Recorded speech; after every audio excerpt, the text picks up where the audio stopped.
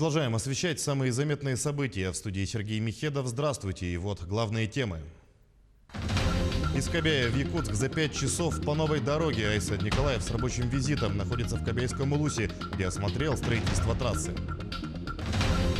Более 50 новых случаев каждые сутки. Ситуация с коронавирусом в Якутии остается стабильно напряженной.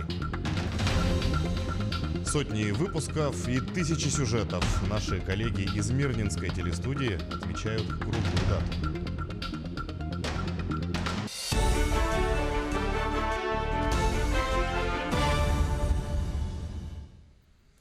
Задымление из-за лесных пожаров прогнозируют в 6 районах Якутии. Отсутствие умеренных осадков, учитывая направление и скорость ветра, сохраняется вероятность задымления на территории Верхоянского, Среднеколымского, Момского, Усть-Майского, Абыйского и Тампонского районов, сообщает пресс-служба Главного управления МЧС России по региону. В настоящее время в Якутии действуют 122 природных пожара.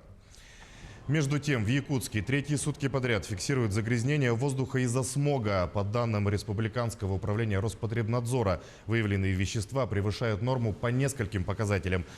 Концентрация оксида углерода выше нормальных значений на 0,6, диоксида азота на 0,01, взвешенных частиц на 0,15 миллиграммов на кубометр. Задымленность в столице региона также вызвана лесными пожарами. Ситуация с коронавирусом в регионе остается стабильно напряженной. За сутки выявили 58 новых случаев коронавирусной инфекции, из них 45 в Якутске. Также инфекцию регистрируют в Алданском, Булунском, Верхоянском, Намском, Нерюнгринском, Мегино-Кангаласском, Мирнинском и Нюрбинском районах. Все заболевшие госпитализированы, их контакты выявлены и отправлены на изоляцию. Зафиксирован и один летальный случай. Глава Якутии Айсад Николаев сегодня находится с рабочим визитом в Кобяйском Улусе. В ходе рабочей поездки он проверил строительство автомобильной дороги Кобяй. В ноябре текущего года должны быть открыты для движения сразу 3 участка. Это Бясь-Кюэль, 95-й километр, река Тюгене, 108-й километр и мостовой переход через реку. Всего по нацпроекту «Безопасные и качественные дороги» планируют построить более 130 километров трассы. Глава выразил уверенность, что в этом году круглогодичное транспортное сообщение до села Кобяй будет. Благодаря этой дороге, как говорят сами жители, за 5 часов можно доехать до Якутска, отметил Айсад Николаев. Дорога Кобяй у нас известный долгострой. Его строительство началось еще в 90-м году, но вот 30 лет прошло, и вот мы наконец-то вышли на очень хорошие темпы последние 2 года, вот 18-й, 19-й, 20-й годы. Это произошло благодаря решениям президента страны, благодаря национальному проекту по безопасным, качественным автодорогам, благодаря которому у нас в республике строятся дороги именно региональные, в том числе вот дорога Кобяй. Это, конечно, огромное событие для Кобяйского улуса, для села Кобяй. И, конечно же, население уже ставит вопросы, и мне пишут, и сегодня вот люди говорят о том, чтобы на этом стройка не останавливалась, чтобы от Кобяя шли дальше, до Мукучи, это 180 километров. Соответственно, там другие поселки, села, которые лежат по пути, чтобы были затронуты. Тоже большой проект. Мы уверены, что и дальше, работая вот вместе с федеральным центром в одной такой команде, мы эти задачи сможем решить. Конечно, большие вложения. Один вот этот объект у нас свыше 200 миллионов рублей, но оно того стоит, потому что качество жизни людей, это наш безусловный приоритет. Ну а то, что вот Кобяйский улус все эти десятилетия был практически оторван, село Кобяй, от республики, это неправильно. Якутия вошла в список лидеров по доле ипотек на новостройки. По данным портала ЦИАН, в первом полугодии наибольшее число ипотечных кредитов на жилье в новостройках выдано в Санкт-Петербурге, Москве, Якутии и Краснодарском крае. Банк России опубликовал статистику, согласно которой за полгода россияне взяли более 170 тысяч ипотечных кредитов для покупки квартир в новостройках. Это на 8,5% больше, чем за аналогичный период прошлого года. По мнению аналитиков портала ЦИАН, Якутия вошла в число лидеров благодаря программе дальневосточной ипотеки, которая выдается под 2% годовых.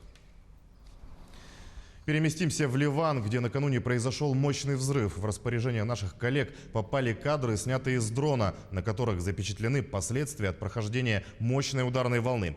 На камеру удалось заснять тлеющие обломки зданий, а также сильно поврежденные взрывом жилые дома.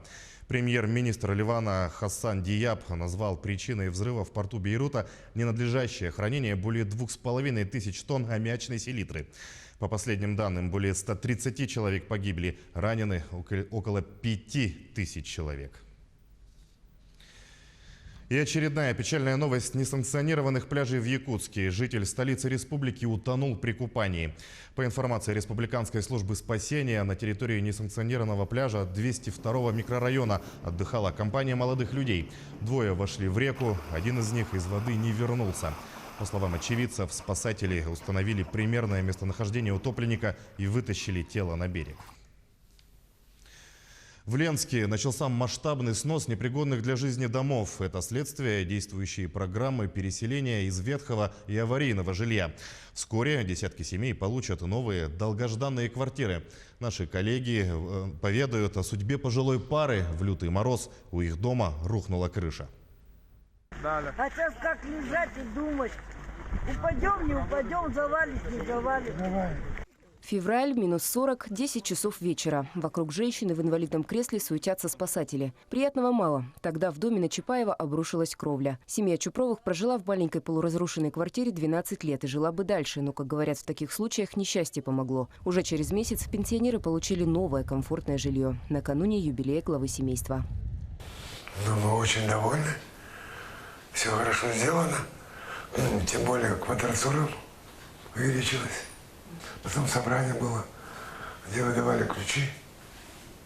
Все так торжественно вроде. Все нормально. Мы довольны. Новый дом не сравнится с старым. Пожилую семейную пару заселили на первый этаж новостройки. Пешком отсюда можно без проблем добраться до больницы и ближайших магазинов. А вот старый дом ждет печальная участь, как и большую часть ленских деревяшек. Он пойдет под снос.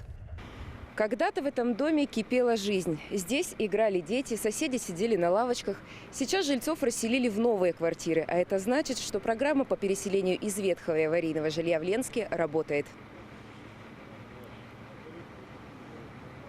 Она действует в городе уже 7 лет. Ленск в лидерах среди количества аварийного жилфонда. За 5 лет до 2024 года предстоит расселить 229 домов. Среди них и те, что пострадали после наводнения. Власти обещают изменить ситуацию. По микрорайону Лароса у нас сегодня там ни один дом не признан аварийным. Соответственно, этот микрорайон участвовать в программе переселения однозначно не будет. По микрорайону Северным у нас там признано аварийными порядка 15 домов.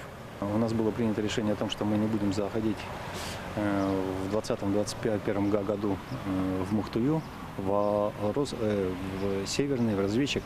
Но сегодня ситуация складывается так, что мы оттуда будем потихоньку дома расселять.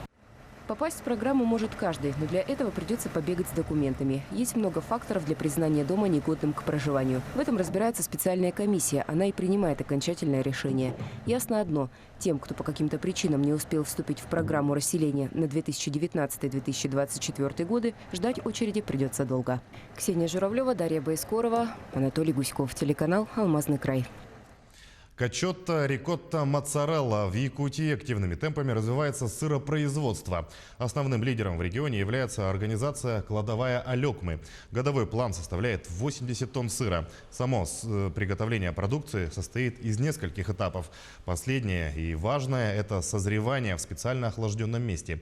Срок до готовности сыра зависит от сорта. В основном это 1 или 1,5 месяца.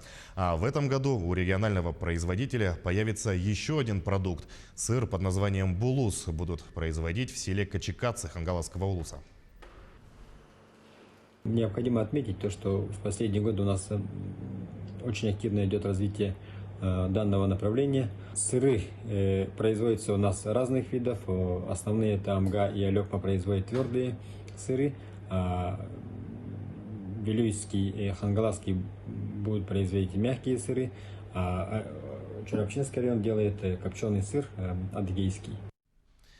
Более 7000 выпусков новостей сделали наши коллеги из Мирнинской телестудии. А сколько репортажей они сняли, подсчитать практически невозможно. На этой неделе студия отпраздновала 30-летие. О том, как создавалась площадка и что изменилось за годы работы, расскажет Иванна Филиппова. Мирнинск Мирнинская студия телевидения отмечает день рождения. В эфире вещают уже больше четверти века. Первая программа вышла в эфир 3 августа. И с тех пор ежедневно в местном эфире ТВ-работники рассказывают и показывают жителям самые актуальные новости региона. Вас приветствует телеканал «Алмазный край». О самых главных событиях из жизни Алмазного региона расскажем прямо сейчас. Это сейчас в павильоне Мирнинской студии новейшее освещение, камеры, декорации. 30 лет назад об этом и не мечтали. Те, кто стоял у истоков, говорят, не просто это – делать ТВ. Мне поставили условие 1 августа выйти в эфир, а ничего не дали. Ну и вот мы камеру просили, МЖК здесь была своя, это маленькая, у них там транслировали они фильмы, вот студия. А магнитофон, чтобы смонтировать, один принес Николай Александрович Комаров, а второй тоже дал, МЖК дали. И вот мы на коленке, как вот сказал Аркадий Владимирович, лепили первые сюжеты.